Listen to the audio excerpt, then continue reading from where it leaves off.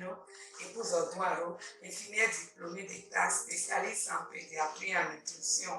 Je fais le suivi sanitaire et nutritionnel des enfants. Et je suis la directrice de Loisirs des enfants. Loisirs des enfants, c'est une entreprise qui fait le suivi sanitaire et nutritionnel, comme je l'ai dit. Nous luttons contre la malnutrition protéino-énergétique. Nous aidons la couche vulnérable à sortir de la précarité. Donc, nous recrutons les femmes qui manquent un peu de moyens pour les aider. Et puis, nous faisons une grande lutte contre la malnutrition. Nous avons fabriqué deux bouillies du nom de Délice Familia. Il y a la farine enrichie Délice Familia avec soja, utilisée déjà dès 6 mois jusqu'au vieillard. C'est fait avec le soja, le maïs et le arachide. Puis, pour ceux qui sont allergiques au soja, Délice Familia sans soja, c'est fait avec le mil chandelle, donc le lait pour le petit mil, avec le maïs aussi. Ça, c'est dès 4 mois de vie jusqu'au vieillard. Et ceux qui utilisent ça, c'est pour ceux qui sont allergiques au soja. Donc, nos produits sont très riches en protéines et ça aide à avoir une bonne santé. À African Food, nous faisons la production et la commercialisation des farines nutritionnelles sous la marque Yanogo.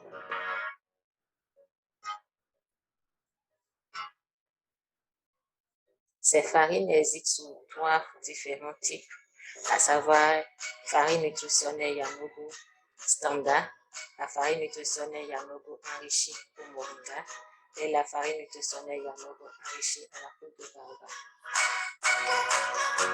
Pour les ingrédients, nous pouvons citer comme céréales le maïs, le sorgho, le riz, et puis pour les légumineuses, nous avons le niébé et puis l'arachide. Nous avons travaillé en collaboration avec le professeur d'université pour pouvoir prendre en compte ces différents types de céréales qui soient accessibles à la population, à toute la population, surtout ces vulnérables. D'après les analyses au laboratoire, ça contient tout ce qu'il faut dans la norme ABNOR burkinabé. Ça contient tous les éléments qu'il faut pour aider les enfants à bien grandir. Ici, à African Food Nutrition, nous n'enlevons pas les sons au niveau de nos farines parce que c'est au niveau des sons qu'il y a les vitamines que contiennent les différents céréales et légumineuses. Donc, nous les gardons pour que cela puisse aider à la croissance et au bien-être de l'enfant. Nous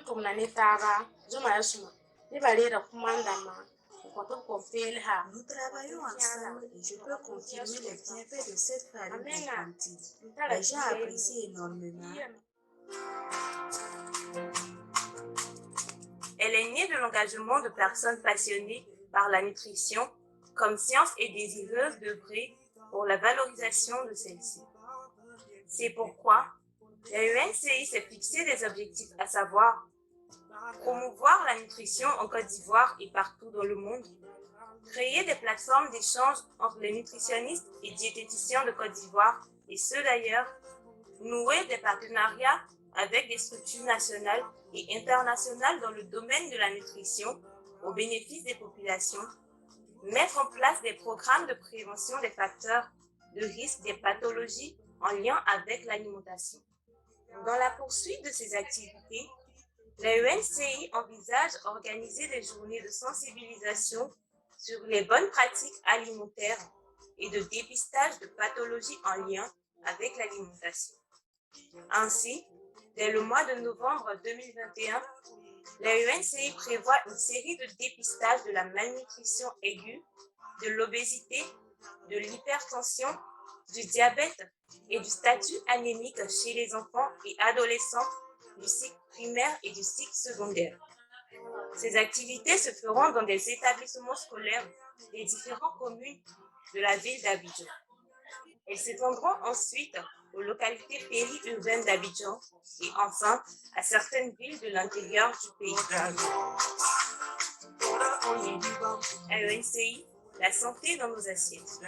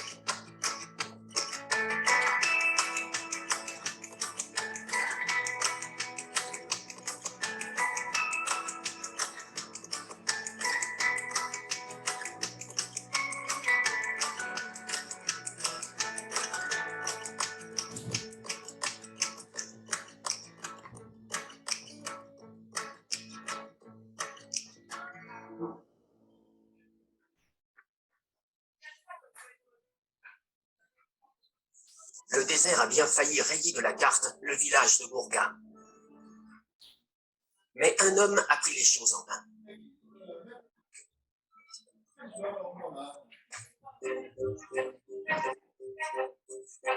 Yacouba Sawadogo n'a pas fait d'études scientifiques.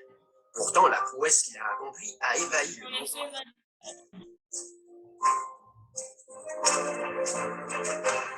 Il a arrêté la progression du désert.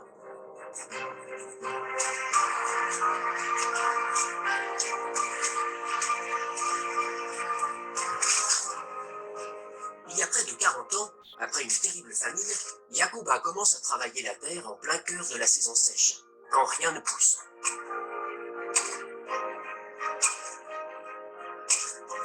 Tout le monde, y compris le chef du village, pense que le jeune homme est devenu fou. Les gens t'ont critiqué. Ils ont dit que ce que tu faisais, ce n'était pas bien, que c'était contre les règles. Ils ont dit que c'était de la folie, que tu étais devenu fou. Ils ont dit que j'allais à l'encontre de la tradition. Ça m'a fait mal d'entendre ça. Le chef de ma propre famille a dit la même chose et tout le monde riait. Moi, je me suis tué. Yacouba s'est dit qu'avant le retour des pluies, il fallait préparer la terre pour qu'elle puisse absorber le plus d'eau possible. Dans la terre dure comme du béton, il creuse de larges trous et les remplit de fumier et de détritus.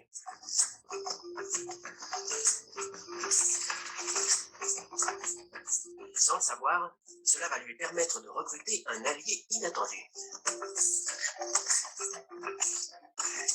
Le fumier attire des termites qui commencent à utiliser les trous pour faire pousser les champignons dont ils se nourrissent.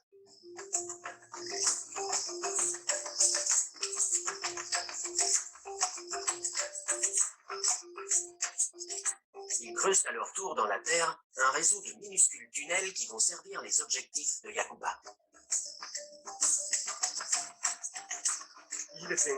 Quand la pluie tombe, les galeries dans le nid des termites retiennent l'eau et l'empêchent de s'en aller. L'eau remplit les galeries et reste là.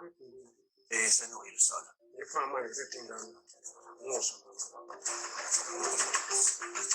Quand la pluie revient enfin, Yacouba se bat pour conserver la moindre goutte d'eau.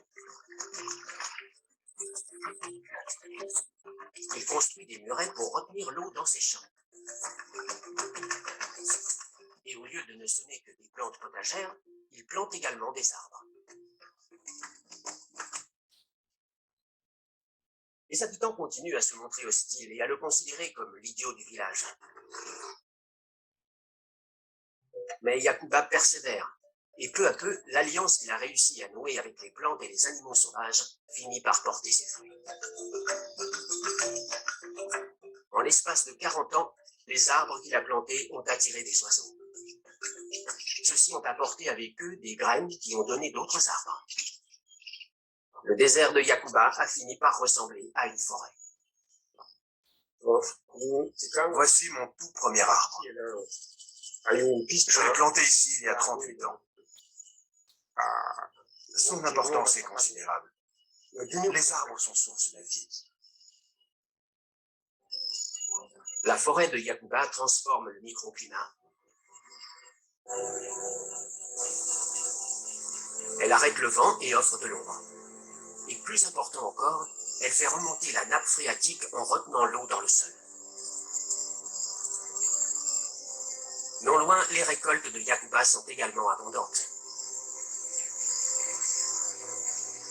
Il n'est plus l'idiot du village.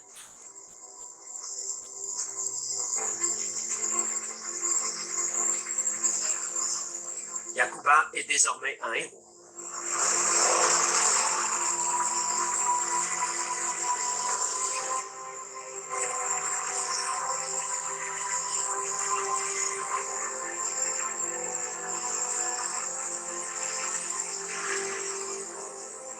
Au moment de récolter le millet, tous les villageois travaillent ensemble.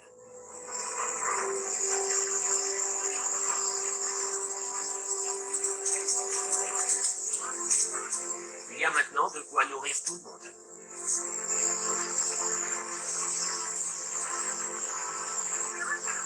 Les méthodes de Yacouba se sont avérées si efficaces qu'elles sont aujourd'hui enseignées dans tout le Sahel et elles ont récemment permis au Niger de survivre à la famine.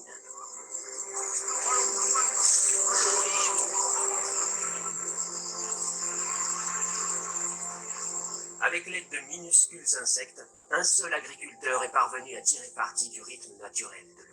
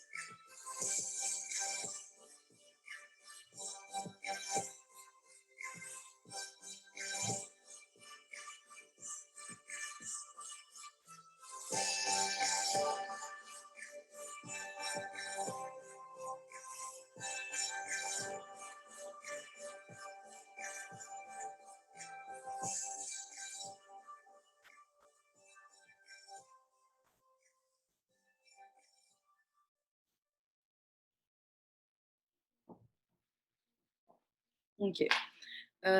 Justement, on voulait se servir. Oui. Merci. Ouais. C'est Catherine qui a fait la vidéo. Je veux dire merci. Merci à tous ceux qui ont participé. Ouais. Justement, le but, c'était vraiment à travers cette vidéo déjà de montrer que il existe toutes sortes d'acteurs en fait dans la lutte contre la malnutrition et chacun peut agir de manière directe ou indirecte, d'une manière ou d'une autre, peu importe son domaine dans cette lutte-là. Et justement, on voulait l'utiliser comme tremplin pour les pistes de solutions de demain, qui est vraiment le thème de cet échange. Donc, pour commencer, j'aimerais savoir déjà qu'est-ce que vous avez pensé de ce qui a été diffusé, qu'est-ce que ça vous évoque?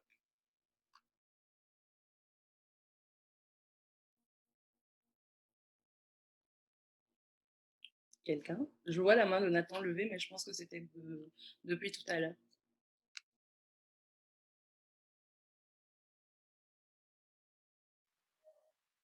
Est-ce que c'est un panel avec des gens en particulier ou si c'est tout le monde là qu'on pose la question?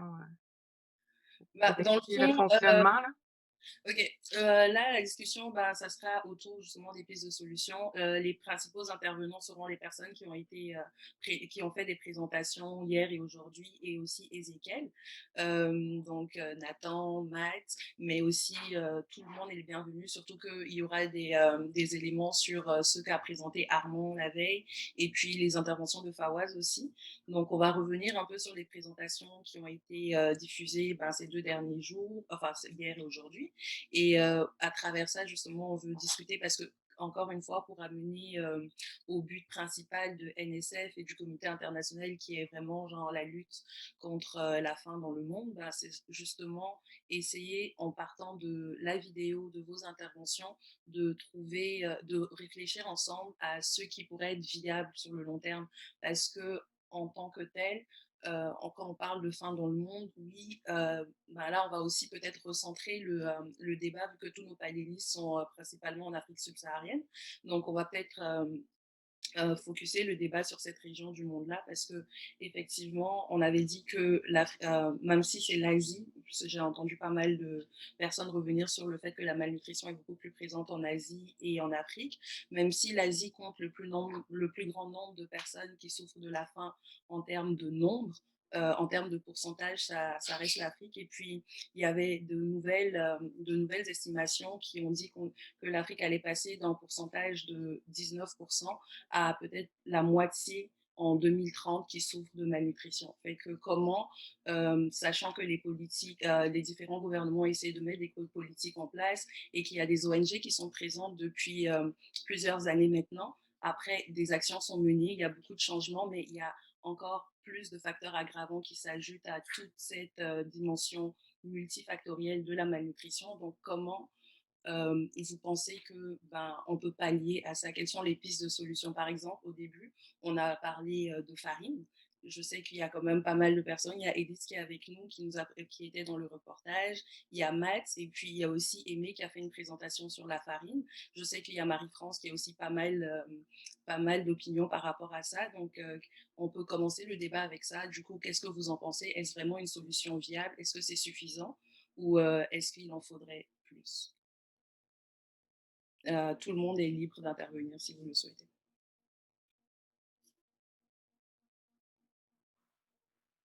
Ok, merci Fatima pour l'introduction. Si je dois opiner par rapport aux farines, moi je pense que disons, c'est un élément important également dans la lutte contre les situations de malnutrition.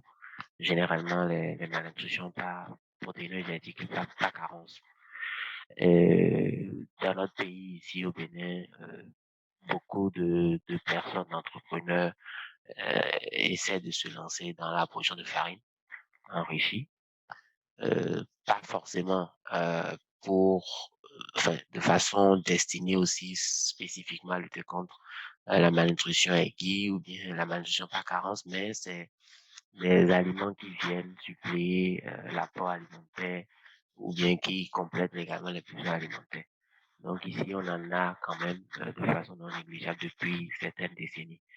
Maintenant, l'autre chose que moi je pense est que est-ce qu'il y aura, si c'est qu'on a la possibilité de pouvoir rendre pour les populations données ces farines quand même accessibles, c'est-à-dire ne pas les vendre, par exemple, je pense que là, ça va essayer de soulager. C'est vrai que nous, dans nos interventions ici, on apprend aux communautés à faire de ce genre de farine-là, en fait, des farines enrichies, pour que ce soit des personnes qui soient autonomes elles-mêmes. C'est que si on met à disposition de ce genre de farine, il faudrait qu'on ouvre une parenthèse pour les personnes les plus vulnérables en regardant leur pouvoir économique. Et est-ce que c'est des gens qui seront en mesure de pouvoir acheter, si c'est que c'est des farines commercialisables, c'est des gens qui pourront être en mesure d'acheter convenablement cela lorsque leurs enfants vont se retrouver dans des situations pareilles. Je pense que c'est là d'abord il faut amener un peu la réflexion. Maintenant, si c'est que ce n'est pas possible aussi pour l'entrepreneur parce que l'entrepreneur qui a investi, qui a mis en œuvre sa farine doit également d'une manière ou d'une autre avoir des revenus. Est-ce que de par les structures internationales qui interviennent, les différentes ONG qui interviennent dans les pays, est-ce qu'il y aura peut-être la possibilité de par leur action de pouvoir peut-être subventionner ou bien rendre accessible ces produits aux enfants? Je pense que c'est ce que les structures internationales, mais les structures qui souhaitent vraiment aider les populations vulnérables sur le plan de la nutrition, je pense que c'est ce qu'ils peuvent déjà commencer à faire, outre tout ce qui est déjà fait. Parce que quand on fait le checking vraiment au Bénin, il y a quand même des structures qui interviennent déjà depuis des années pour la lutte contre le problème de malnutrition. Certes, on note des améliorations en ce qui concerne certains types de malnutrition, mais le retard de croissance est dû toujours avec des prévalences qui ne sont pas aussi basses que les autres types de malnutrition. Est-ce que quelqu'un aimerait rebondir sur ce que Armand vient de dire en ce moment? Bonsoir. Bonsoir. Bonsoir tout le monde. Monsieur Amma, merci beaucoup pour votre intervention. Et moi, je voudrais aussi en ajouter que je suis absolument d'accord avec ce que vous venez de dire.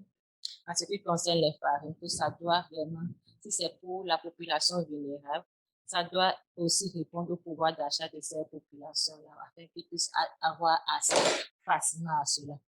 L'autre chose est que, par exemple, moi, dans mon cas, pour l'entreprise African Food Nutrition, on n'a pas commencé directement avec les farines, avec la production des farines.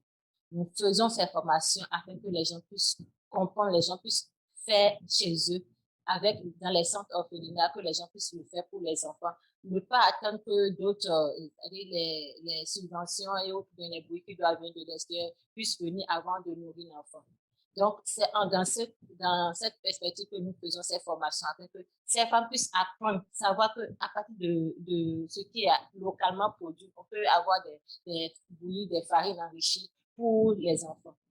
Mais grande a été ma surprise parce que ces femmes ne le font pas. Il y a une manière ou une autre, ils vont donner des arguments qui ne répondent pas réellement, quoi. Et puis, ils disent que c'est mieux d'attendre l'autre, c'est-à-dire les subventions ou bien la bruit qui doit venir. Pourquoi il n'y a pas qui doit donner l'argent pour qu'on puisse acheter. Mais l'orphelinat, ça doit je sais pas, ça doit avoir un mode de travail aussi pour que s'il n'y a pas des intrants, eux puissent facilement suivre, bien aider les enfants qui sont là, ou bien si c'est des collectes de dons qui viennent, et si c'est les CIA locaux, ils puissent utiliser en même temps pour pouvoir aider ces enfants-là. Donc, voilà le premier cas que moi j'ai observé au niveau du Burkina Faso. Donc, c'est dans ces conditions que moi j'ai lancé African Food Nutrition.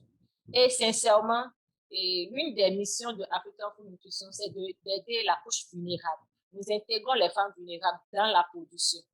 Dès maintenant, dans la production, nous n'avons que des femmes vulnérables jusqu'à présent.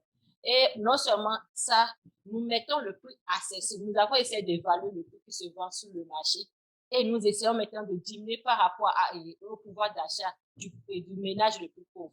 Et c'est compte tenu de cela que nous avons mis notre farine.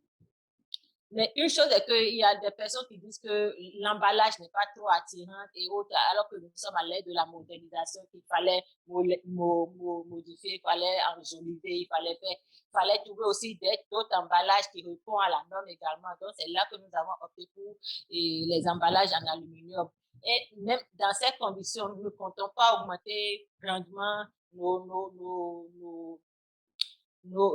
c'est-à-dire les prix, quoi, les prix sur le marché. Étant donné que nous sommes en train de lutter même pour quelque chose sur le marché actuellement, il y a d'autres personnes qui prennent le produit, ils savent bien que sa qualité, ça ne reflète pas le prix. Et eux, ils augmentent au niveau de leur vente, ils augmentent pour que la population puisse acheter. Et c'est de ça que nous sommes en train de vouloir lutter maintenant dans notre procédure, pour que les gens puissent savoir qu'il y a un prix. Nous pensons à ce que le ménage puisse avoir cela. C'est pour ça que nous avons diminué ce prix-là à notre niveau. Donc, voilà en quelque sorte une réponse à ce que en tout cas, ce qui concerne notre entreprise, que je peux dire pour la question que vous avez posée. Voilà, merci beaucoup. Je veux juste te dire que je vais noter à l'écran les pistes de solutions, mais j'aimerais qu'on organise un peu nos propos dans le sens que on veut faire aussi un survol de tout ce qui peut être possible en dehors des farines, en dehors dans la filière agricole. On voudrait pouvoir aller aussi soulever des pistes. Nous, ce qu'on veut là, c'est qu'est-ce que Nutrition sans frontières peut faire pour aider. Hein? C'est vraiment ça aujourd'hui notre but. Donc, comment vous pouvez vous aider, comment on peut vous aider, comment vous pouvez nous aider à vous aider. Donc, on va essayer de peut-être se concentrer sur ce qui est possible d'être fait maintenant par notre collaboration, parce qu'effectivement, il peut y avoir plein de choses qui peuvent être faites. Et nous, dans ce dossier-là, Farine enrichie, qu'est-ce qu'on peut faire pour rendre ça plus accessible, plus facile, ou peut-être plus local, ou d'impliquer justement des nouveaux modèles de coopération pour que les femmes se sentent que quand ils produisent ces farines-là, il y a quelque chose qui leur revient et non pas juste et aussi la dépendance aux dons, au fait qu'on doit donner, comment on va aborder ça.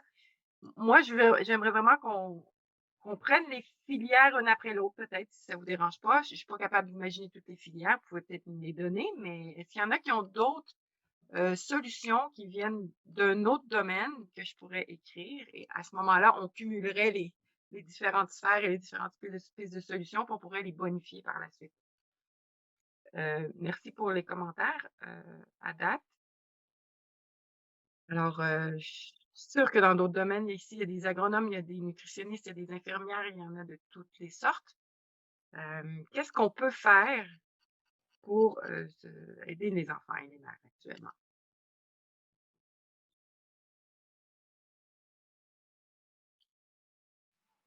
Oui, moi je pense que NSF déjà peut enfin, collaborer ou bien aider les populations des pays africains, par exemple, d'abord à travers l'appui aux différentes interventions qui sont déjà là. Parce que si c'est que dans le pays ou bien dans les pays, il y a donc déjà des démarches ou bien des interventions qui sont en train d'être menées. On peut checker ces interventions-là et ne pas recréer la roue parce que dans ces conditions, non seulement ça risque de faire trop dépenser NSF, pas financièrement, mais sur beaucoup de plans, sur le plan peut-être intellectuel, sur le plan temps et autres après. Mais si c'est qu'on sait que déjà il y a, euh, comment dirais-je, déjà des interventions qui sont menées et que NSF peut venir en appui, dans ces conditions, moi j'aurais vraiment proposé qu'il y ait d'abord ça, d'une part, c'est-à-dire appui à l'existant. Et quand je parle Mhm. d'appui à l'existant, par exemple, euh, euh, on parle de malnutrition et moi je suis heureux d'être là où je suis actuellement. Où, c'est vrai, j'aurais vraiment aimé être à un niveau, disons, un peu plus élevé, de décision un peu plus élevé, mais je suis quand même content parce que je suis en contact direct avec les populations en fait. Je suis vraiment dans leur milieu et je suis avec eux, je vois vraiment ce qu'ils vivent. Donc moi je pense que si c'est qu'on peut appuyer les différentes interventions qui sont là, non seulement, euh, par exemple, on a fait l'erreur, je pense que c'est l'erreur que on a fait en Afrique, que les premières interventions, les toutes premières interventions qui ont été mises en place sont des interventions qui ont été basées, qui sont basées sur des dons, en fait. Donc, on a déjà tellement habitué les populations à lorsqu'il y a une intervention qui vient, derrière, il y a beaucoup de choses que qu'on donne, des choses, et puis les gens sont les villageois ou les communautés rurales sont tellement habitués à ça que lorsqu'on a commencé à changer d'habitude dans nos interventions et en apprenant plutôt, c'est-à-dire genre, on va vous apprendre plutôt à pêcher que de vous amener le poisson, et ça a commencé à faire que les gens ne s'intéressent plus trop aux interventions. Donc, c'est que il va falloir que vous causez, vous parlez, vous communiquez beaucoup, beaucoup. Et je pense que tout ça, là, pour résoudre ce problème, ce sera beaucoup plus de changement de comportement. Voilà que c'est quelque chose qui prend vraiment du temps. Et il va falloir aussi être patient à ce niveau. On a constaté qu'il y a des gens maintenant qui, peu importe que vous venez dans l'optique de donner quelque chose ou pas, lorsque ce que vous amenez est quand même intéressant pour la santé, leur santé et la santé de leurs enfants, qui est derrière un émolument ou bien une assistance, ces gens-là viennent automatiquement ou bien viennent de leur propre gré. En fait, c'est des gens qui comprennent maintenant la chose. Et donc, si c'est qu'on peut arriver dans le futur à un niveau pareil chez tout le monde, je pense que le problème de malnutrition sera résolu. Donc, l'appui que nous pouvons faire, c'est d'assister déjà les gens qui sont là à participer au renforcement des capacités, non seulement du personnel qui intervient, mais également au renforcement des capacités des gens de la communauté, parce qu'on a choisi des gens propres à la communauté, qui vivent permanemment avec les gens de la communauté et qui considèrent comme les leurs, plus que d'autres personnes qui viennent pour apporter quelque chose. Donc, on a choisi ces gens-là que, par exemple, nous, on essaie donc on essaie de renforcer leur capacité aussi pratiquement à des périodes données où qu'ils aient l'information et aident également leur propre population à pouvoir se donner. Donc, appui, renforcement de capacité, non seulement du personnel qui intervient directement, mais aussi du personnel professionnel qui intervient. Ça, c'est un. L'autre chose que NSF aussi peut faire, c'est essayer de mettre en œuvre d'autres interventions qui ne sont pas encore mises en œuvre. Donc, ce qui est existant, on voit que c'est bon, on contribue. Maintenant, on va penser à autre chose qui n'est pas forcément encore déjà là ou qui n'est pas traité par les interventions qui sont déjà menées dans les villages. Je pense qu'à ce niveau-là, NSF peut déjà agir. Mais l'autre chose aussi, c'est que si de temps à autre, la coopération internationale peut souvent aussi descendre dans les pays et aller beaucoup plus dans les zones où les interventions seront menées, c'est-à-dire les zones rurales. Je pense que ça va donner beaucoup plus encore de poids et de notoriété à la coopération. Donc, sur le plan de collaboration, c'est d'abord ce que moi je peux dire en ce qui concerne l'appui. C'est vrai, on peut parler de d'appui financier, mais ça, sincèrement, ça va venir carrément après, mais il faudrait qu'on assoie d'abord beaucoup de choses avant de commencer à penser à cela. C'est ce que je peux dire rapidement par rapport euh, à la participation de l'NSF.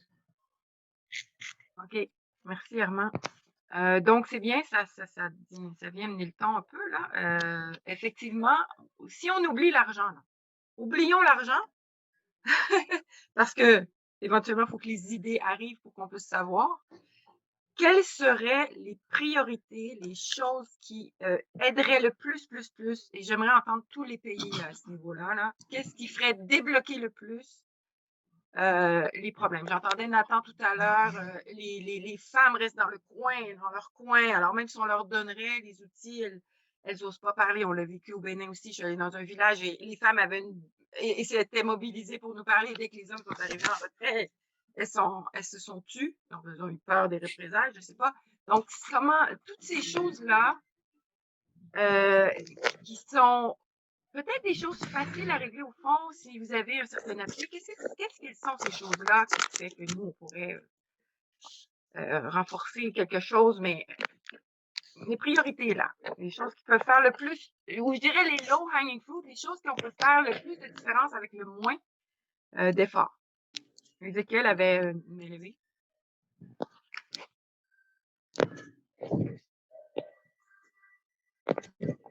Oui, Ézéchiel, on t'écoute.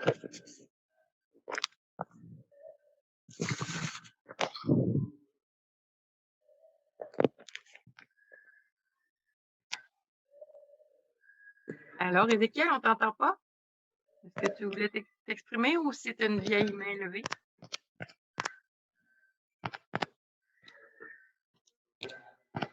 Quelqu'un d'autre?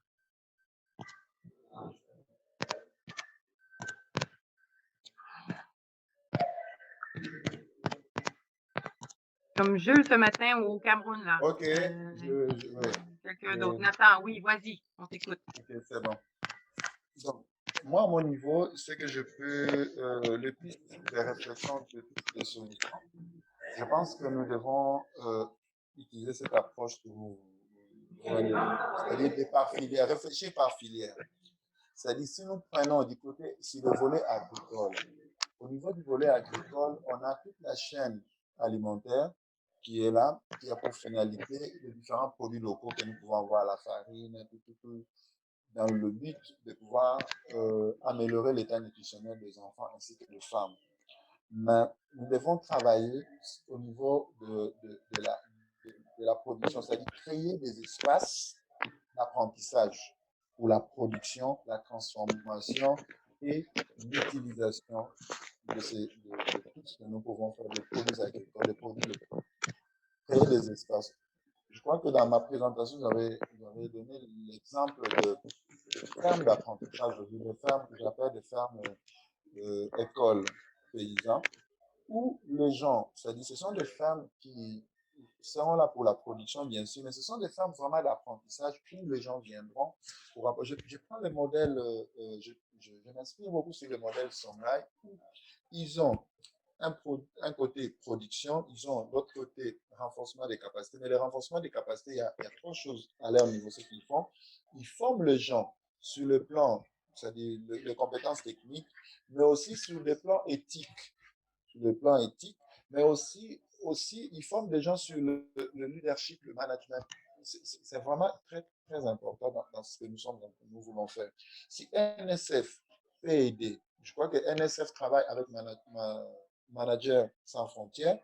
Avec Managers sans frontières, s'ils peuvent développer des outils pour la gestion, prenons par exemple des fermes que nous mettons en place, des fermes, c'est-à-dire aider le paysan à élaborer de modèles business et les aider aussi à rentabiliser tout ce qu'ils sont en train de faire pour que le ménage trouve vraiment de l'intérêt. Vous savez, moi, à mon niveau, je suis avec les paysans. Je vois comment est-ce que les paysans sont en train de, comme Armand l'a dit là, moi, c'est tous les jours que je suis avec les enfants, je suis avec les ménages, je suis avec tous ces gens.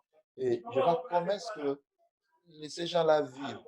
Des fermes que les politiciens mettent en place ont des objectifs spécifiques. Mais si nous mettons en place des fermes qui sont là vraiment pour lutter contre la malnutrition, c'est-à-dire que au sein de ces fermes-là, les aliments qui seront produits là-bas seront des produits de qualité. Les aliments qui seront transformés là-bas seront des produits vraiment de qualité qui répondent aussi à un besoin spécifique par rapport à chaque région. Ça aussi, on doit contextualiser, c'est-à-dire on ne peut pas copier une ferme, prenons par exemple, qui est dans une zone X et vous les copiez dans une zone Y, parce que dans chaque zone, il y a des problèmes très spécifiques.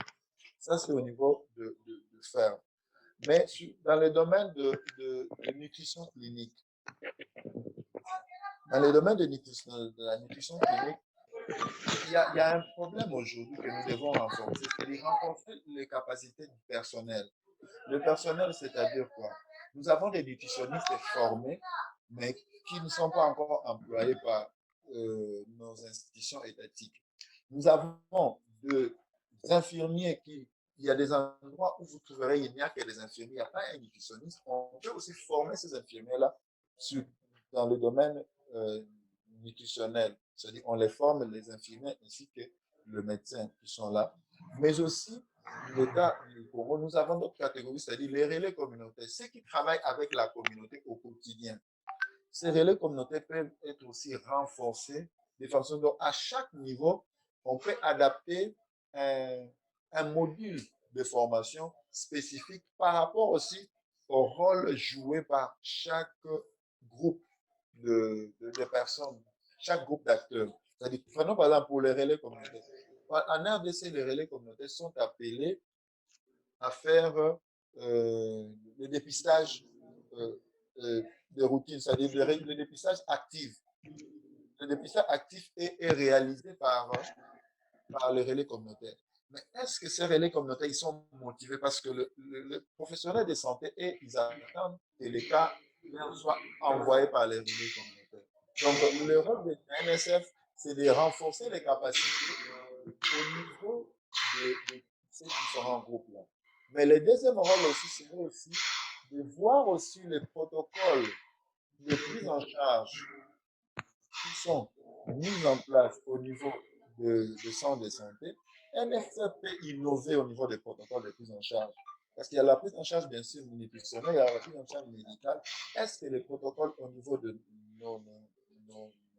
nos zones d'intervention répondent vraiment aux normes? Est-ce que NSF ne peut pas innover? NSF ne peut pas apporter quelque chose vraiment de plus? C'est comme ce que Marie-France disait, c'est-à-dire que une prise en charge individualisée.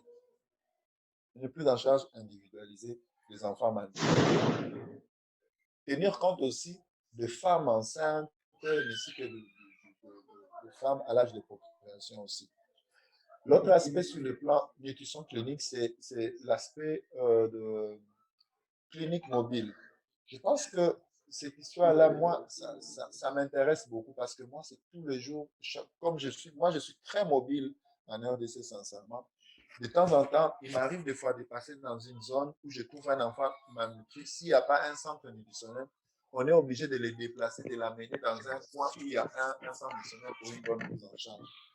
Et les cliniques mobiles de nutrition pourront vraiment aider à faciliter l'accès aux soins de santé, aux soins nutritionnels à ces enfants-là. Mais le problème, je sais qu'il y a un problème qui va se poser sur le plan logistique. Mais on peut commencer avec les petits moyens que nous avons, c'est-à-dire au niveau local, voir quels sont les dispositifs qui sont disponibles pour mettre en place. Il ne faut pas seulement voir, quand on parle de cliniques mobiles, on prend directement l'exemple de dispositifs occidental. Mais on peut adapter à notre niveau nos dispositifs parce que nous avons d'abord les routes qui ne sont pas bonnes. Il faut voir aussi quels sont les dispositifs, la logistique, le moyen que ça peut demander. Il faut vraiment faire quelque chose d'efficient, mais qui permettrait vraiment à pouvoir assurer l'accès aux soins de santé, même aux gens qui sont vraiment dans les endroits les plus reculés. Je crois que sur le plan, sur le domaine nutritionnel, ce sont là le point que j'avais. Maintenant, sur le volet économique et entrepreneurial, moi aujourd'hui, je promets ce qu'on appelle l'entrepreneuriat social et l'entrepreneuriat social et solidaire. C'est-à-dire que nous pouvons créer des richesses, mais les richesses, ce n'est pas seulement pour nous-mêmes. Créer des richesses pour résoudre des problèmes sociaux, pour être solidaire avec ceux qui sont en souffrance. Je crois que ce modèle d'entrepreneuriat social avec de chartes, c'est-à-dire que là, maintenant, NSF peut aider dans l'élaboration des chartes éthiques pour que on peut soutenir des entrepreneurs sociaux. Ces entrepreneurs sociaux vont pouvoir travailler, mais quand ils ont des bénéfices, que ces bénéfices-là soient redéversés au niveau des communautés dans des projets qui pourra peut-être résoudre des problèmes de manutention. Prenons par exemple financer une ferme, financer une serre aquaponique, financer l'achat soit de quelques matériels. Donc, ça peut toujours aider. Au niveau entrepreneurial, vraiment, c'est ça. Maintenant, par rapport aux attitudes et comportements, ce que je souhaiterais que si NSF peut chercher des compétences en termes de gens qui ont des notions, des experts en anthropologie nutritionnelle, par exemple, qui pourront venir pour renforcer les capacités des intervenants pour qu'ils puissent aussi jeter un coup d'œil sur les aspects purement anthropologiques et sur les aspects des croyances et des attitudes des gens. Je crois que je me limite d'abord dans un premier temps à ce niveau-là, comme solution. Vraiment bien, merci. On peut continuer. Regardez, on peut préciser aussi certaines idées qui vous viendraient peut-être à l'esprit. Nathan fait vraiment un bon survol. Maintenant, des actions concrètes qu'on pourrait imaginer à partir de certaines de ces idées-là, peut-être. Est-ce qu'il y en a déjà qui voient apparaître des priorités, des choses qui disent « Ah oui, ça serait vraiment bien dans mon pays ». Alors, je ne vois pas les mains levées. Je vais laisser Fatima nous dire qui veut parler. Moi, je vois que mon écran. Marie-France, j'avais une idée en fait, que je voulais dire. En fait, au niveau des NSF, nous avons déjà des projets qui existent, notamment les projets OLO, les projets NF et F. Tous ces projets-là, moi je pense que ces projets-là, on peut les intégrer dans un programme. C'est-à-dire, prenons par exemple le projet OLO, quand on prend le projet OLO, le projet F, c'est-à-dire sur une ferme, c'est facile de faire ressortir. Quand vous avez des espaces de ferme, école paysan, vous pouvez produire ces choses-là. C'est-à-dire, quand vous avez une ferme intégrée, vous pouvez directement assurer les projets F, puis les projets OLO et continuer. Ça peut être des moteurs de production des intrants pour mettre en place nos différents projets-là. Je comprends bien, oui. C'est l'approche qu'on privilégie d'ailleurs. C'est vraiment de partir d'une infrastructure qui est déjà là, existante. OK, il y avait Fabrice et Ézéchiel qui avaient la main levée. Oui. Et je vous remercie pour les diverses interventions. Et je vois que les choses ont été dites. Maintenant, concernant les actions concrètes qui peuvent être menées sur le terrain, d'abord, il faut envisager à une sensibilisation. Il faut mener des sensibilisations à travers les acteurs. Ça peut être les acteurs professionnels. Ça peut être également aussi les acteurs locaux. Donc, c'est par la sensibilisation et la vulgarisation sur l'importance de cette stratégie à développer là que la population pourrait adhérer à la vision. Donc, je pense que toute action à mener, il faudrait avoir à développer une stratégie de sensibilisation, de pouvoir être en contact avec la population, les expliquer, les convaincre et les amener à adhérer à la vision. Vous voyez? Donc, des campagnes de sensibilisation. Là. Oui, parce qu'il s'agit d'une révolution. Vous voyez, on veut les amener à changer le comportement alimentaire on veut les amener à changer les habitudes d'élevages. Vous voyez, Ok, donc je comprends. il faut miser sur la sensibilisation. Maintenant, après cela, maintenant, là, toute baisse votation peut être maintenant faite. Vous voyez, organiser des ateliers, hein, Oui, éducation le reste peut nutritionnelle. découler de ça, finalement, je comprends. Oui, oui. Bon point. C'est très accepté pour NSF de faire ça aussi, de donner les outils, de bâtir ensemble en comité, avec le comité international aussi. C'est peut-être un volet qu'on n'a pas tellement touché. Mais créer un autre sous-comité peut-être qui se concentrerait juste sur le message et cogner sur le clou toujours à travers les médias, les radios communautaires, à travers des brochures, à travers des associations, des affiches. Oui, C'est certainement une piste qu'on peut développer. Très bon point. oui, Merci, Ézéchiel. oui, je vous en prie. Fabrice, tu voulais parler? Oui, et merci beaucoup. Et moi, je m'attaque beaucoup plus au premier intégrant, la présentation qui est beaucoup plus assise sur les crises économiques, les différentes crises économiques. Parce que je suivais ça quand ça a été coupé. Donc, ça m'a fait un peu mal. Parce que le problème de malnutrition, moi, je prends ça dans sa globalité. Je parle beaucoup plus de la sécurité alimentaire. Parce que qu'est-ce qui se passe? Aujourd'hui, je suis dans une position qui fait la promotion de la sécurité alimentaire par des pratiques de base. De façon ramassée, je travaille dans un projet, le projet de sécurité alimentaire par l'aménagement des bas-fonds et par le renforcement des capacités de stockage des denrées alimentaires et des produits agricoles au Bénin.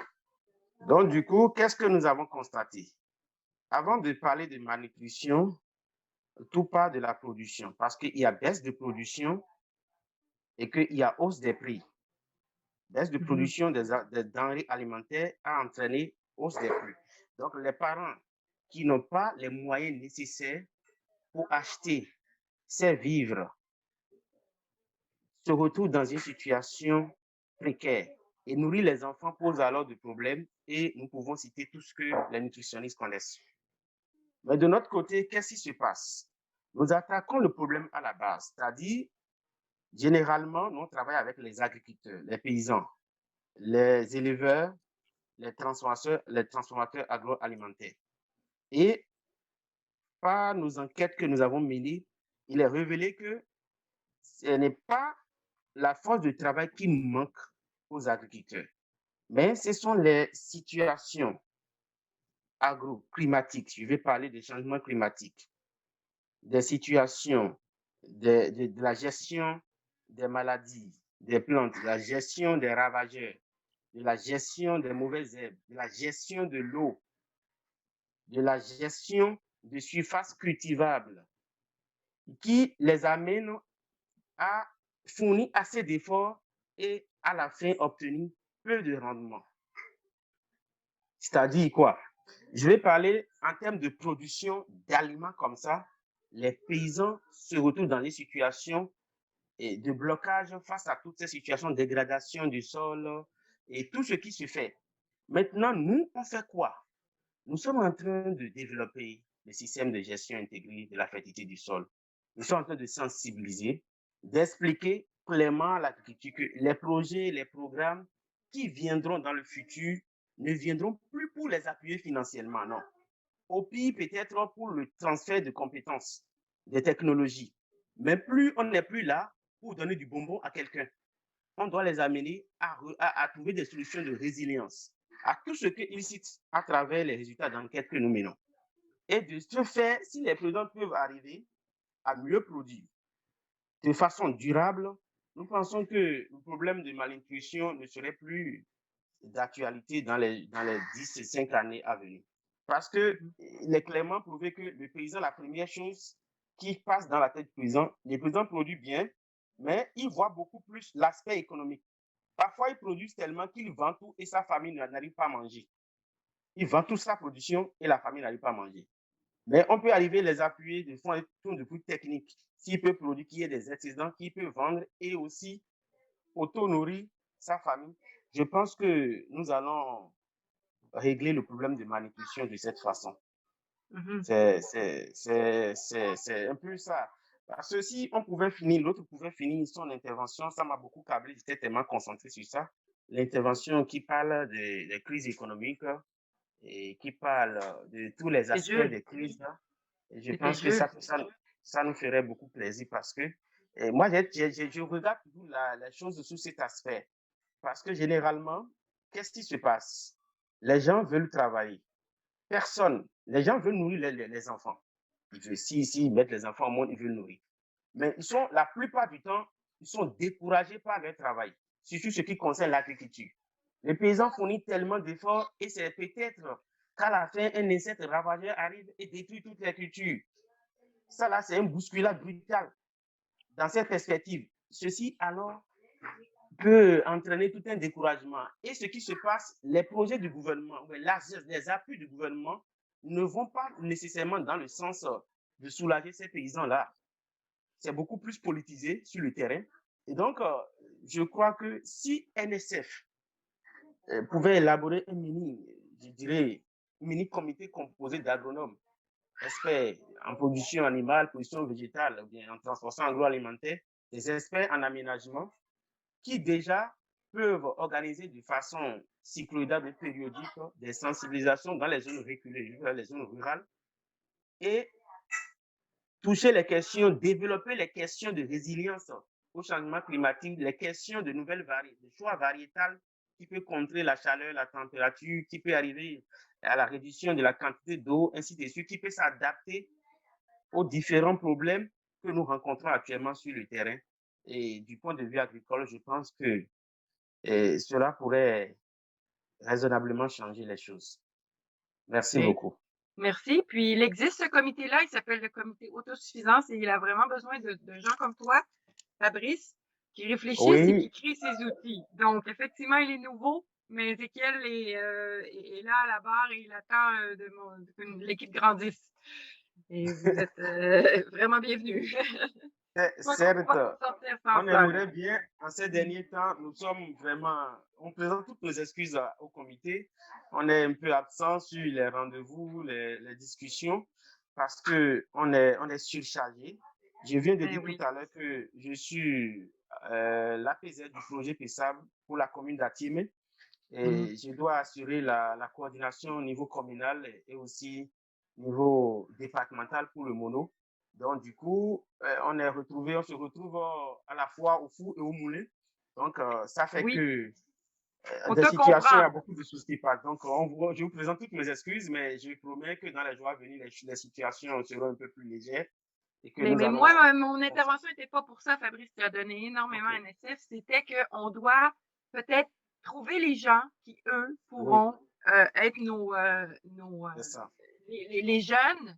Trouver des stagiaires de votre côté, trouver des gens dans vos organisations qui ont envie de collaborer et vous êtes là derrière en mentor, mais sans nécessairement être ceux qui sont là toujours, mais vous êtes les experts et vous pouvez faire appel à ces jeunes-là qui ont envie de faire des choses. Et c'est ça qu'au fond, on passe le flambeau. Hein? L'important, c'est que le flambeau se passe à quelqu'un. Alors, je ne pensais pas à vous personnellement, vous impliquer tous. Merci mais beaucoup. mobilisons des gens vers ce comité. C'est ça. Et donc, est-ce qu'il y aura des interventions dans d'autres pays, d'autres choses, d'autres ajouts? Ah, la présentation sera prête dans près de 30 minutes. On a Pierre ici qui nous disait à 1h17 que la présentation va être prête dans 30 minutes. Donc, moi, je ne sais pas s'il y a d'autres gens qui ont les mains levées. Sinon, j'aimerais proposer des avenues possibles qui sont dans ma tête depuis longtemps. En regardant tout ça ici, là. S'il vous plaît, Vas-y, Armand. Oui, je voudrais. Enfin, il y a quelque chose auquel j'avais pensé longtemps, mais je pense que ce ne serait pas forcément maintenant. C'est une idée auquel on va penser pour essayer de mettre ça en œuvre peut-être dans chacun de nos pays. J'aurais voulu qu'on mette mettre en place, qu'un SF soit représenté dans chacun de ces pays où la malnutrition est quand même un peu présente, pour qu'on mette en place un hôpital de référence de prise en charge de la malnutrition en réalité. Que ce soit parce que quand on vient dans un pays, c'est vrai, le gouvernement, il y a des structures peut-être publiques qui le font, mais je voudrais qu'on pense à installer des unités de référence et qui seront peut-être à caractère un peu social, c'est-à-dire quand on va comparer cela avec d'autres types d'hôpitaux, on verra que les offres qu'on présente dans notre structure de santé ici est beaucoup plus accessible euh, à l'individu lambda ou à la personne qui a des revenus vraiment basses. Donc, peut-être qu'on va essayer de penser à cela dans le futur. Maintenant, les cliniques mobiles, je pensais qu'on allait parler de ça après, mais comme Nathan en a parlé, je viens rebondir sur ça. C'est vrai que c'est bien, mais à des endroits donnés, je pense que ce sera limité en ce qui concerne les interventions. Voilà pourquoi je suis en train de penser à l'installation également d'un centre de référence. Je suppose un instant que avec une clinique mobile qu'on a, peut-être qu'il va proposer des offres de nutrition. On vient peut-être dans un village ou peut-être que pour mettre en œuvre nos interventions, on peut faire peut-être un dépistage rapide des cas de malnutrition, par exemple, dans la ville où on est venu, dans le milieu où on est venu, et on a constaté en même temps qu'il y a des cas de malnutrition aiguë sévère, des malnutrition aiguë modérée, et déjà peut-être avec des cas de malnutrition aiguë modérée, sévère avec complications, par exemple. Les cas modérés, sur le coup, on peut essayer d'apporter des réponses, essayer de gérer ça, et puis donner peut-être des suppléments ou bien un bagage nécessaire aux parents pour tenir quelques semaines pour pouvoir faire récupérer l'enfant. Mais quand ça va être des cas de complications sévères, par exemple, et des cas de malnutrition sévère avec complications, on ne pourra pas forcément gérer cela peut-être avec la clinique mobile parce que non seulement on va gérer peut-être ponctuellement, mais il va falloir du temps. Ça, c'est des cas qu'il faut suivre, en fait, sur une durée donnée pour pouvoir permettre à l'enfant de récupérer. Mais si c'est que en aval ou bien en amont, on avait déjà peut-être un centre de référence propre à NSF, on peut déjà, de par cette action qu'a mené les interventions de la clinique mobile, on va maintenant déceler ces cas et les amener au niveau du centre de pouvoir les prendre en charge comme cela se fait. Donc voilà un peu ce que je voulais ajouter. Ben, tu vois, peut faire beaucoup des liens avec ce qu'on est en train de développer avec le comité international parce que le but, c'est d'aller créer des équipes, des gens compétents qui sont capables de mener certaines interventions, donc leur donner les outils de le faire. Alors, une clinique mobile, ça peut être une équipe mobile, une équipe volante qu'on soutient et qu'on n'est pas obligé de leur donner le véhicule, mais on les soutient dans leurs déplacements. Donc, c'est un peu ce qu'on essaie de créer avec le comité international. Donc, moi, je vois beaucoup de potentiel au comité international parce que ça sera justement le début d'interventions individualisées, mieux structurées, comme Nathan l'a suggéré, mais en même temps, beaucoup d'apprentissage qui peut se faire au niveau de qu'est-ce que la communauté a besoin, qu'est-ce que les professionnels en multidisciplinaire peuvent apprendre à travailler ensemble et tout ça. Donc ça, c'est pour moi la référence. L'unité de référence devrait être celle qui émane du comité qui se penche sur la question et qui innove. Donc, et qui va, même si on n'a pas encore créé une place pour lui, va quand même, grâce à notre soutien, être capable d'aller faire des interventions sans qu'on lui donne une permission, parce que comme tu dis, Armand, des fois, les hôpitaux qui sont sur place, nous reconnaissent pas tellement non plus, puis que peut-être qu'on devrait faire quelque chose de plus à vocation sociale, effectivement. Ce qui est coûteux, faire un hôpital, mais c'est pas coûteux prendre une petite équipe de 3 ou 4 professionnels dans un pays et commencer à aller se promener. Et on veut le faire en commençant par mettre 10 personnes, 10 cas, 10 enfants malnutris, 10 mères malnutries par professionnel, voir ce que ça va donner et voir les bénéfices de ça pour faire des énoncés de recommandations pour bâtir par la suite des plus grandes équipes. Donc, on y croit à ce modèle-là énormément et effectivement, on n'est pas obligé d'attendre d'avoir un hôpital pour le faire. Fait que vous êtes tous encouragés à vous intégrer dans ce comité-là. Puis, je pense que c'est comme ça, en n'attendant pas, en le faisant simplement qu'on va y arriver. Alors, merci Armand. Je peux ajouter, s'il vous plaît. Oui. Ok, moi je remercie les précédentes personnes qui ont intervenu et j'accorde mon attention sur ce que monsieur Fabrice vient de dire. Et il faut d'abord penser à la sécurité alimentaire. Effectivement, de permettre afin qu'il y ait une disponibilité alimentaire.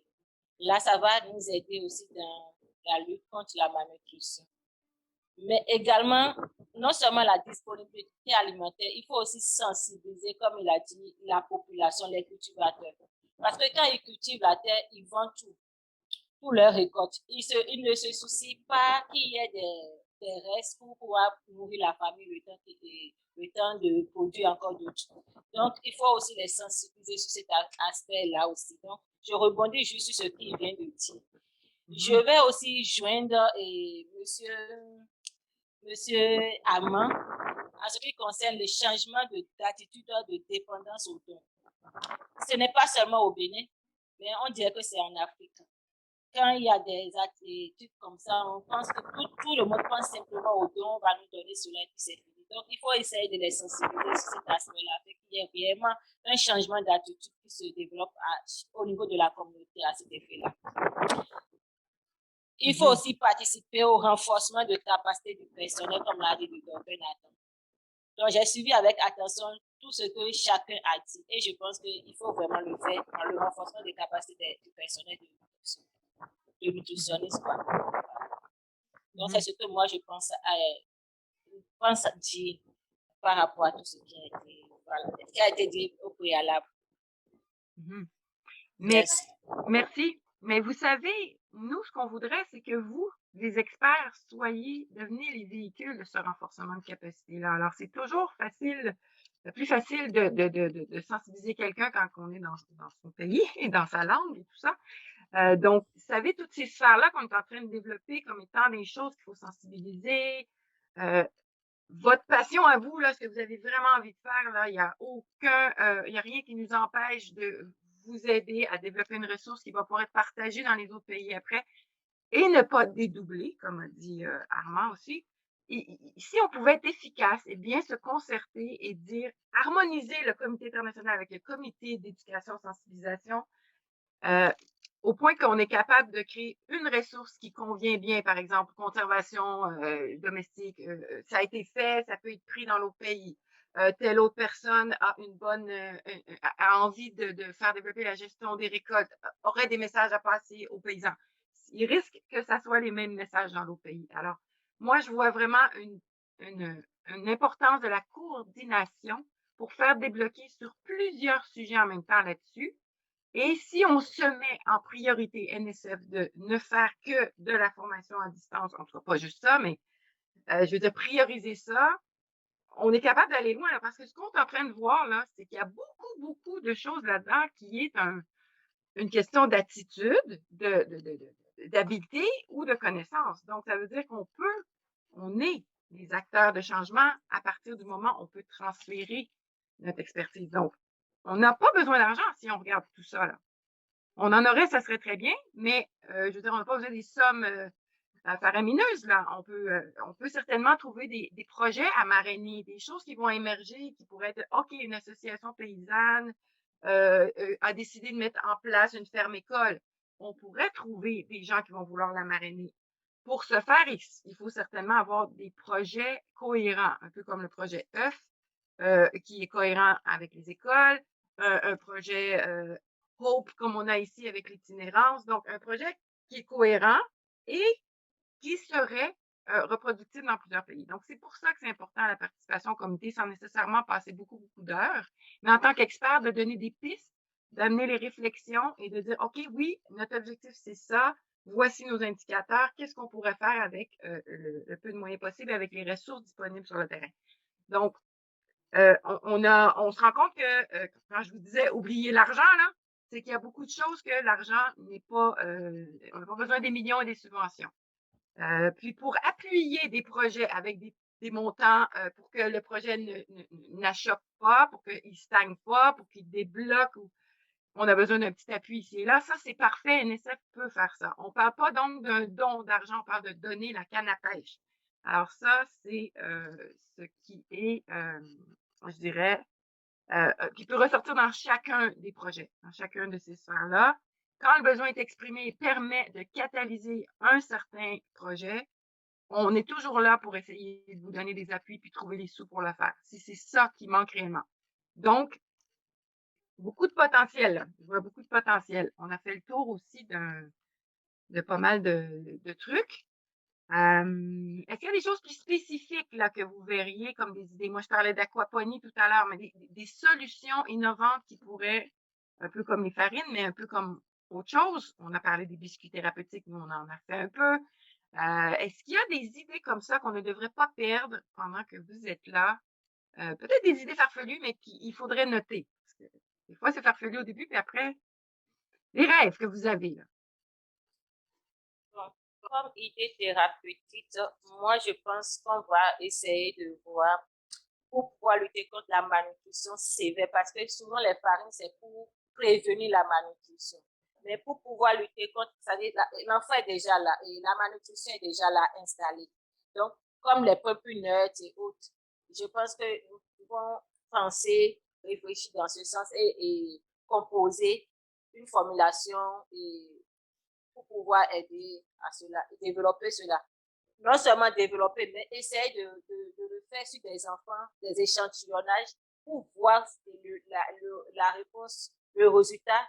Et dans ces conditions, mais on pourra maintenant vulgariser cela, quoi. Et c'est aberrant que nous, ici, on a tellement d'outils thérapeutiques de toutes sortes et on a des recettes d'enrichissement thérapeutique de toutes sortes à proposer à nos clients, alors que c'est vous qui en avez le plus besoin. Donc, oui, effectivement, on pourrait ouvrir les vannes, là, les vases communicants, puis vous donner un peu un aperçu de comment nous, on fonctionne quand il y a des conditions médicales, par exemple, qui créent une certaine malnutrition, parce que ça, c'est notre contexte de malnutrition souvent, mais c'est quand même que des outils qu'on utilise peuvent vous inspirer peut-être. Alors ça, c'est clair que pour moi, il y a un mentorat que NSF devrait faire et on ne l'a pas été assez présent parce qu'on n'avait peut-être pas une aussi grosse équipe non plus, mais l'équipe commence à grandir. Alors, tu sais, moi, je suis capable d'imaginer aussi un système de mentorat nutritionniste ou agronome local de vos pays avec un nutritionniste ici ou un agronome ou une infirmière qui voudrait obtenir des outils au moment où il y en a besoin. Donc, ça aussi, c'est un système de communication qui pourrait être intéressant là. Une espèce de marrainage symbolique, là, sans nécessairement être monétaire, mais vraiment au niveau des compétences. Moi, j'appellerais ça du mentorat. Et ça nous donnerait une connaissance de vos besoins aussi. On pourrait documenter tout ça. On pourrait voir en même temps vos besoins. Et ce qu'on est en train de faire aussi, documenter les besoins sur le terrain, de tout garder, parce qu'on peut faire des énoncés de recommandations aussi avec ça, pour sensibiliser. On voit bien que la sensibilisation est importante, mais il faut peut-être aussi, un domaine que je trouve qu'on n'a pas tellement abordé, comment on va sensibiliser nos dirigeants à l'importance d'utiliser ces professionnels-là, vos compétences. Est-ce qu'il y aurait quelque chose à faire? Est-ce qu'il y a des avenues, des niveaux de décision qui sont plus propices? Comment on pourrait influencer? Oui, c'est bon. Je voulais intervenir par rapport à ça. Je voulais intervenir par rapport à ça, Marie-France. Au niveau des dirigeants, la première des choses, c'est d'abord ancrer l'identité des NSF dans nos différents pays. C'est-à-dire qu'il faut que le représentant NSF soit vraiment reconnu au niveau de nos dirigeants. Comme ça, les représentants de NSF pourront participer dans des plateformes de prise de décision. Parce qu'il y a quand même il y a des plateformes dans nos pays où on réfléchit sur les décisions, sur beaucoup de choses en rapport avec la malnutrition. Mais nous pouvons aussi apporter notre voix dans ces différents milliers de décisions. Mais c'est question que nous-mêmes, qu'on puisse d'abord avoir une identité qui est reconnue au niveau du pays. C'est-à-dire, c'est ça, vraiment, c'est important, cette intégration. Hier, on parlait de quel module sur le plan juridique, comment est-ce que les coalitions vont se représenter au niveau du pays, comment est-ce qu'ils vont fonctionner. Je pense que ça aussi, Je ne sais pas s'il y a des gens qui ont des idées par rapport à ça, parce que moi, j'avais des propositions par rapport à ce niveau-là. Je me dis, et pour le moment, c'est très lourd de, de pouvoir implanter, pendant par exemple, un représentant NSF comme une organisation internationale, pendant par exemple au Bénin, en RDC. Mais nous pouvons créer en fait des structures, coalition NSF pays, comme sur le plan juridique, qui dépendent du pays, mais qui est affilié directement à la structure mère. À la structure mère. Ça, c'est moi, j'ai une petite expérience avec un réseau dans lequel j'appartiens à la Maison de l'Artémisia. Vous verrez que la Maison d'Artémisia, c'est une organisation française, mais qui a des filiales partout en Afrique. Et partout où ils sont en Afrique, ils ont créé des structures qu'ils ont adoptées, en fait, ils ont adopté la législation au niveau local. Donc, ils ont un statut au niveau local. Ils ont des assemblées, des organes au niveau local. Mais ils sont coordonnés directement par la structure mère qui suit en fait les activités par-ci par-là. Et ils ont même créé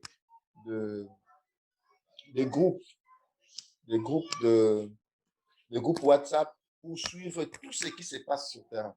Et ces modèles-là, ça marche très bien. Je pense que si NSF pourra aussi emprunter ça aujourd'hui, on a NSF Bénin.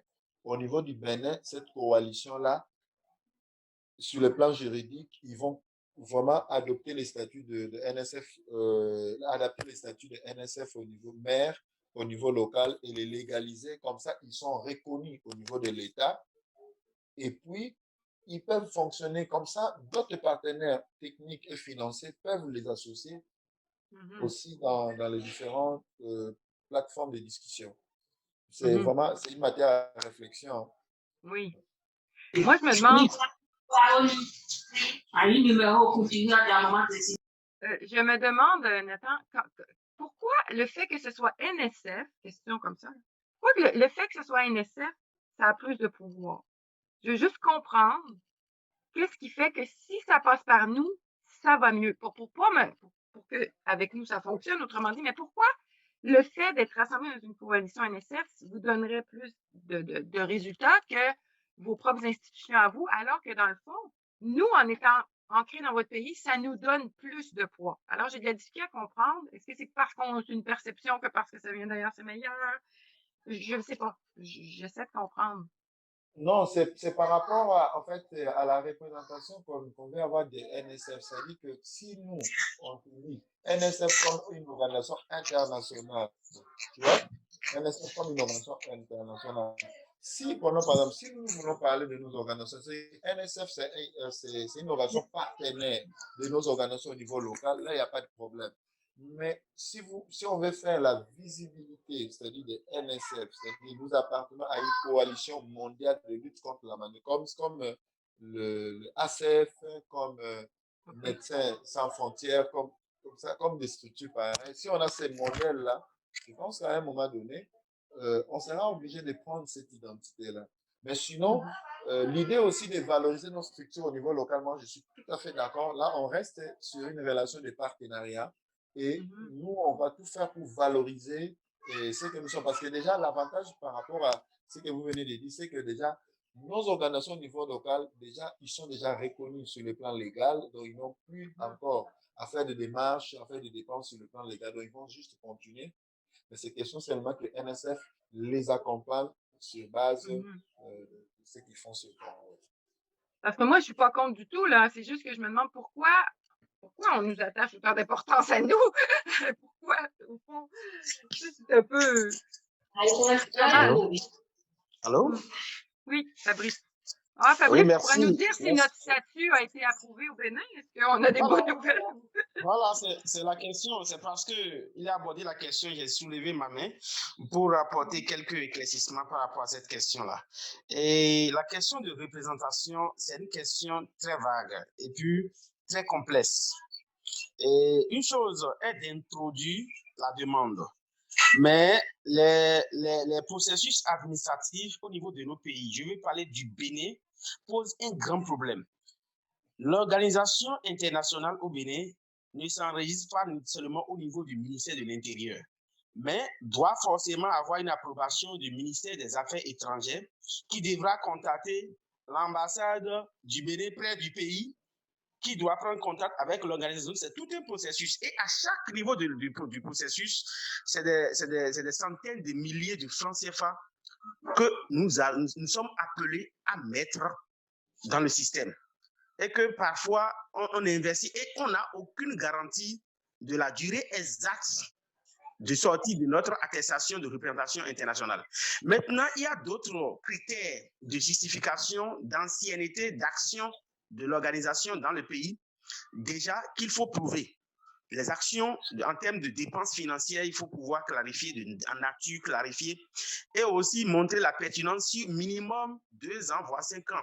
Donc, moi, par exemple, au Bénin, au niveau de NSF Bénin, moi, j'ai essayé d'introduire notre demande. Je voudrais un peu, bon, ça c'est un conclave, mais je pense que tous ceux qui sont à la de la NFF, ils peuvent être au courant.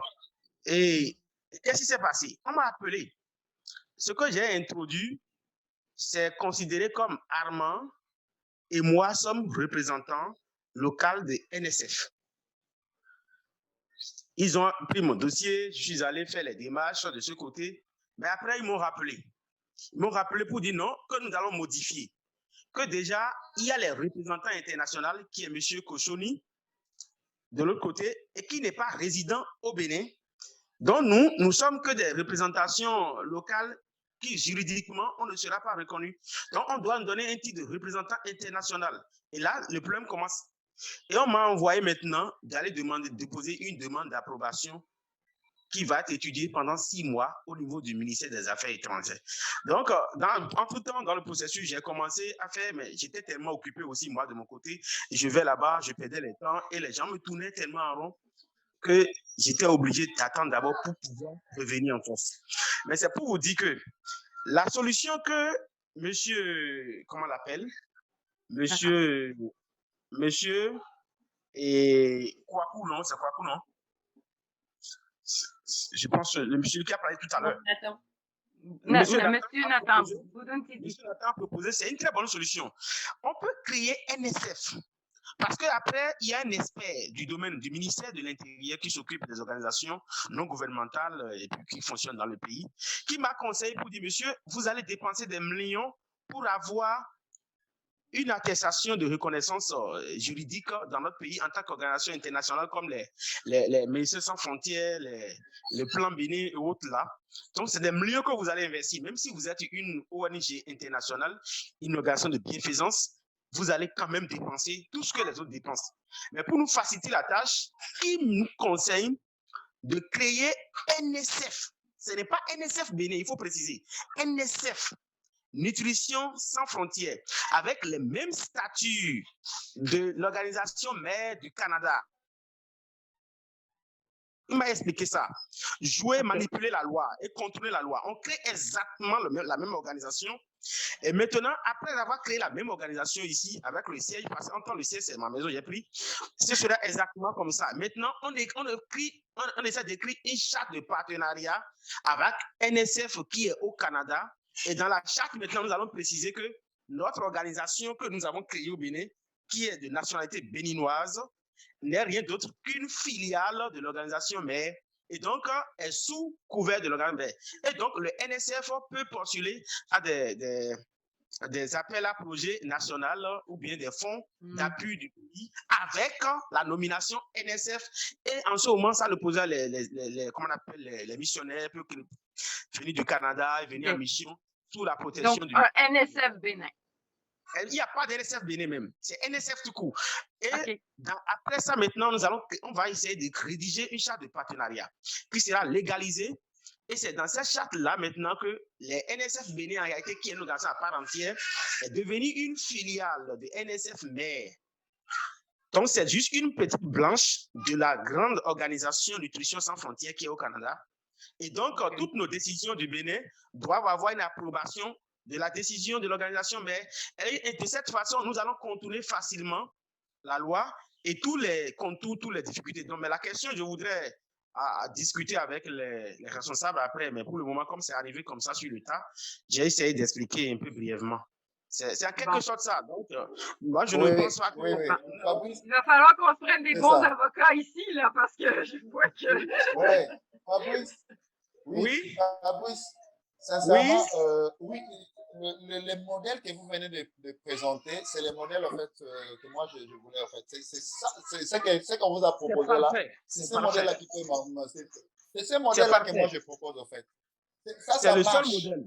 parce que Je C'est le vois seul un vous modèle. seul avez problème un avec seul ça. prix Je localement. vois un seul problème avec ça, pour en parler un autre jour, là, mais c'est que là, s'il y a des petits NSF dans tous les pays qui font des conneries, qui font plein d'affaires, ils se mettent à faire comme nous, là. Vous, je vous fais confiance, mais que tout le monde se met à faire ça, des NSF partout. Puis comment on fait, nous, pour garder le cap sur la crédibilité de NSF? Parce que vous savez que dans certains pays d'Afrique où certains individus auront Oui. la Allô? facilité à la corruption, là. Allô, Madame Non, Marie-France. Madame Marie-France, Oui. en fait, il y a une Permettez-moi. possibilité. Il y a une charte, comme M. Fabrice Voilà. l'a dit. Il y a une Voilà. charte qui est mise en place, les logos. C'est-à-dire que les NSF au niveau local ne peuvent pas changer de logo. Ils utilisent Voilà. la même charte et puis les logos. Et le NSF maire est au courant de tout ce qui se fait sur le terrain parce que Toutes les c'est décisions eux auront une la approbation. décision. Oh boy. Donc, parce que, oui. Catherine, il y a du pain sur la planche pour toi. Permettez-moi, s'il vous plaît. En fait, la NSF au niveau, par exemple, Bénin ou bien Congo ou bien d'autres pays d'Afrique n'a pas droit de prendre une décision qui pourrait entacher la crédibilité de la NSF maire. Toutes les décisions, toutes les actions qui seront menées par la NSF au niveau local, au niveau pays, devront nécessairement avoir l'approbation du comité international de NSF maire. Et tout ça a été déjà rédigé. Et c'est un truc qui est légalisé dans notre pays. En fait, nos pays sont des règles. Les gens, c'est une question tout de jeu, un jeu de mots. Et je pense que si on peut continuer comme ça, parce que l'expert qui m'a parlé de la chose, qui est au ministère de l'Intérieur, il m'a dit qu'il a aidé d'autres organisations de la France, de l'Italie, qui ont ses représentants maintenant au Bénin et qui postulent à des fonds nationaux. Et s'il y a des fonds internationaux, l'organisation qui est de l'autre côté de la fond de la mer aussi postule. Donc, je pense que le problème ne se posera pas. Sauf si... Ça vaut la peine de l'explorer. Non, je comprends bien. Mais oui. C'est le modèle que partout. Les organisations internationales actuellement utilisent cette formule-là. C'est ça. Ben, moi, je suis toute ouverte à toutes les solutions, tout ce qu'il faut pour catalyser tout ça. Merci pour la partie intéressante. On va se créer, on va faire ça en comité de direction. Vous allez venir, Oui. on va en jaser, on va faire une réunion juste pour ces aspects-là légaux. On va Voilà. OK.